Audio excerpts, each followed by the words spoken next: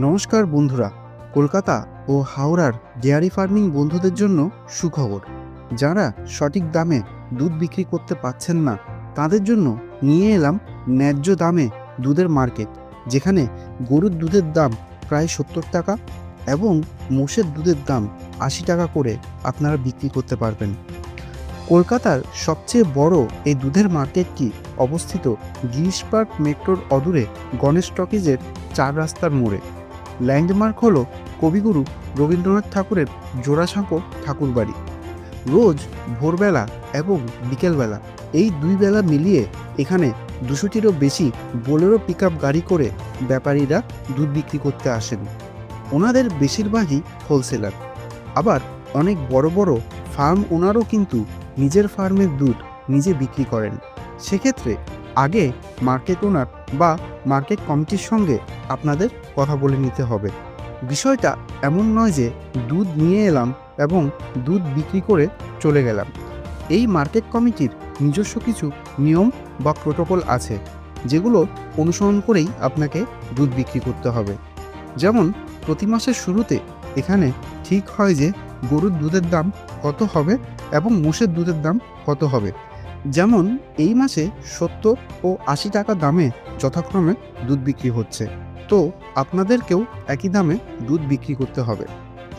এবার ধরুন আপনি ওষুধ ঝামেলায় যাবেন না, এই যে রোজ গাড়ি ভাড়া করে দুধ নিয়ে আসা, দুটো লেবার নিয়ে আসা, দুধ বিক্রি করা কিংবা অবিকৃত দুধ ফেরত নিয়ে যাওয়া। দুধ ভালো দামে যেমন বিক্রি করতে পারবেন, তেমন এই ধরনের রোজকার একটা আলাদা দায়িত্ব কিন্তু আপনার থেকেই গেল। সেক্ষেত্রে আপনি এখানকার কোনো একজন হোলসেলার বা ব্যাপারীর সঙ্গে কন্ট্রাক্ট করে নিতে পারেন। উনি আপনার দুধ মার্কেটের তুলনায় 2-3 টাকা কম দামে কিনে নেবেন। আমি ভিডিওতে কেবল একজন ব্যাপারীর সঙ্গেই কথা বলতে পেরেছি। এই মার্কেটে 100-র বেশি ব্যাপারী দুধ বিক্রি করেন। কেউ না কেউ ঠিকই আপনার বাড়ির কাছাকাছি থাকতে পারেন এবং আপনার সঙ্গে একটা ভালো ডিল হতে পারে। भैया नमस्कार। नमस्कार। भैया इस जगह का नाम क्या है? ये गणेश टाकीज है।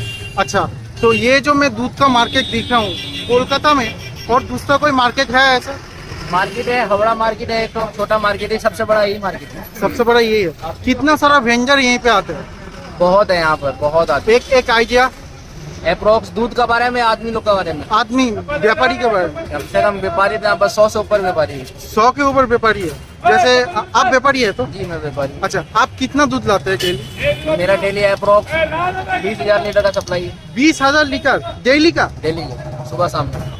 अच्छा भैया, यहीं से दूध कौन खरीदते हैं? मतलब मिठाई और यहाँ से मिठाई दुकान में दूध जाता है, ऐसे 1-2 लीटर के लिए बहुत आदमी लोग आता भी है। और पूरा सप्लाई कोलकाता में होता है मिठाई दुकान में जितना भी। मिठाई दुकान में जाता है? जी। अच्छा ठीक है, आपके ये गाय का मिलता है या भैंस का मिलता गाय का भी अवेलेबल है, भैंस का भी अवेलेबल है। है? गाय और भैंस का दूध में क्या फर्क रहता है रेट में? गाय का 70 है, हाँ। भैंस का 80 है। जो भैंस- फिक्स है उसे महीना का रेट भी खुलता है हम लोग का। अच्छा, महीना में ठीक हो जाता है। इस महीना भर कितना चलेगा? अभी अभी आपका 79 चल रहा है महीना का रेट, और किसका? भैंस का? भैंस का। अच्छा, तो 79, 70, 80 ऐसा रेट होता है। अच्छा भैया, हमको एक बात बोलिए, मैं कहीं से दूध खरीद रहा हूँ, वो गाय का है या भैंस का है, कैसे समझ? गाय का दूध पीलापन रहता है, गाय का दूध में थोड़ा पीलापन रहता पीलापन रहता है, वो समझ में आ जाता है। है। अच्छा, और भैंस वाला थोड़ा मोटा भैंस होता का तो मोटा रहता है, मोटा वो तो ऑटोमेटिक समझ में आ जाएगा। है। अच्छा, दही जो बनता है वो गाय का दूध से अच्छा बनता है या भैंस का अच्छा बनता भैंस का दूध, है? भैंस का ही अच्छा बनता है। भैंस का दूध। ओके, तो जो गाय का होता है, जो दूध होता है, वो वाला दूध कौन सा मिठाई के लिए अच्छा होता है? गाय का दूध रसगुल्ला बनता है अपना, अच्छा, छेना उसका गाय का दूध का छेना अच्छा होता है। छेना वाला आइटम के लिए गाय वाला गाय अच्छा का दूध रहता अच्छा है, रहता है। और भैंस का दही का? संदेश आपका बनता है भैंस का दूध से बनता है, रसगुल्ला के लिए बेस्ट रहता है गाय का दूध, वो जो रसगुल्ला बनता है। अच्छा, तो हमको एक बात बोलिए भैया, मेरा चैनल में बहुत सारा ऐसा किसान मतलब फार्मर है जिनके पास मान लीजिए 30-40 गाय है, भैंस है। उनको अगर आपके पास दूध बेचना है या तो यहाँ आके दूध बेचना है, सिस्टम क्या है? आएंगे मुझसे बात करेंगे, क्या रेट फिक्स होगा उसके बाद आएगा दूध। अच्छा, कोई खुद से आके सेल कर सकते हैं यहाँ पे? हाँ आप कर सकता है, लेकिन बाजार मालिक से पहले परमिशन लेना पड़ेगा यहाँ का। अच्छा, यहाँ पे बाजार मालिक है, खुद को आना है, बात करना है। हाँ परमिशन लेना होगा। अच्छा, जनरली सिस्टम क्या होता है? बाजार मालिक क्या बोलेंगे उनको? मतलब कोई टोकन वगैरह काटना है? नहीं, बेचने के लिए मना नहीं है किसी को, बाजार मालिक परमिशन दे देते हैं, दूध के लिए मना नहीं है। अच्छा, अच्छा, जैसे भैया आप ही हमको बोला आपके यहाँ पे महीना का एक रेट फिक्स होता है, जी। तो मान लीजिए हिसाब के सुविधा के लिए हम मान रहे हैं कि 80 रुपया भैंस का दूध का दाम है, तो आप किस हिसाब से कोई फार्मर से दूध उठाएंगे? फार्मर से दूध उठाएंगे। हाँ, उनको Yes. क्या रेट मिलेगा या किस हिसाब से आप नेगोशिएट करेंगे? जैसा महीना का रेट खुलता है वही रेट से उठाएंगे। जो नहीं, महीना- आप तो उनको 80 नहीं देंगे, उनको तो कम ही देंगे ना 80 बात से। सही है आपका आप- भी तो मार्जिन का बात है, बात तो सही है। मोटा मोटी कैसे होगा? एक राफ आइडिया, ऐसा नहीं मतलब कि जैसे वही महीना का जो रेट खुलता है उससे 1-2 रुपया कम देंगे और क्या है। 1-2 रुपया हाँ कम। बस इतना ही मार्जिन रहता है दूध में। 1-2 रुपया का ही मार्जिन है बस। अच्छा, तो फिर भी मैं कहूँगा कि आप अच्छा रेट देंगे। ऐसा भी बहुत सारा फार्म है जिनको अच्छा रेट नहीं मिलता तो फार्म बंद करना पड़ता है। अगर आप जैसा कोई व्यापारी उनको एक अच्छा रेट देंगे, धंधा आपका भी चलेगा, मेरा विश्वास उनका भी अच्छा चलेगा। मिनिमम कितना दूध देने से आप उनका फार्म से जाके दूध लाएंगे, जो कोलकाता के अंदर अगर कोई मेरा farm- लाइन फार्म में रहेगा लाइन में तो हम उठा लेंगे वहाँ से। जैसे यानी हम आपका लाइन उसका कौन पास- सा है?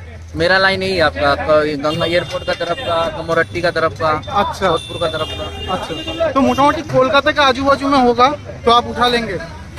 তবে বন্ধুরা, আপনাদের সকলকেই অনুরোধ করব, যে কোনো ব্যবসা নিজে যাচাই করে তবেই করবেন। আমার বা অন্য কোনো ইউটিউব চ্যানেল দ্বারা প্রভাবিত হয়ে ব্যবসায় নামবেন না, কারণ সব ব্যবসা সবার সঙ্গে স্যুট করে না। আমি এমন দেখেছি, কেউ খুব ভালো পোলট্রি ফার্মিং করেছে কিন্তু ডেয়ারিতে ফেল হলো, তখন তার বদ্ধমূল ধারণা হয়ে যায় যে ডেয়ারি ফার্মিং ভালো ব্যবসা নয়। আবার উল্টোটাও হয়, কেউ ডেয়ারি ফার্মিং করে সচ্ছল জীবনযাপন করলেও পোলট্রি ফার্মে মুখ থুবড়ে পড়ে। অতএব কোনো ব্যবসাই খারাপ নয়। আসলে একই ব্যক্তি যে সকল ব্যবসায় সফল হবেন এমন কোনো বাধ্যবাধকতা নেই।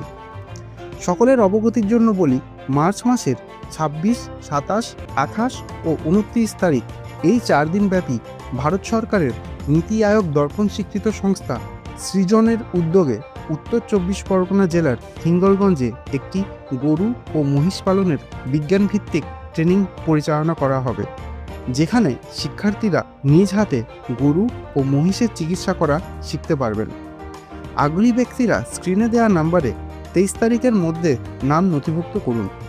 ভিডিওটি দেখার জন্য সবাইকে অনেক ধন্যবাদ জানিয়ে আজকের মতো এখানেই শেষ করছি। ধন্যবাদ সকলকে।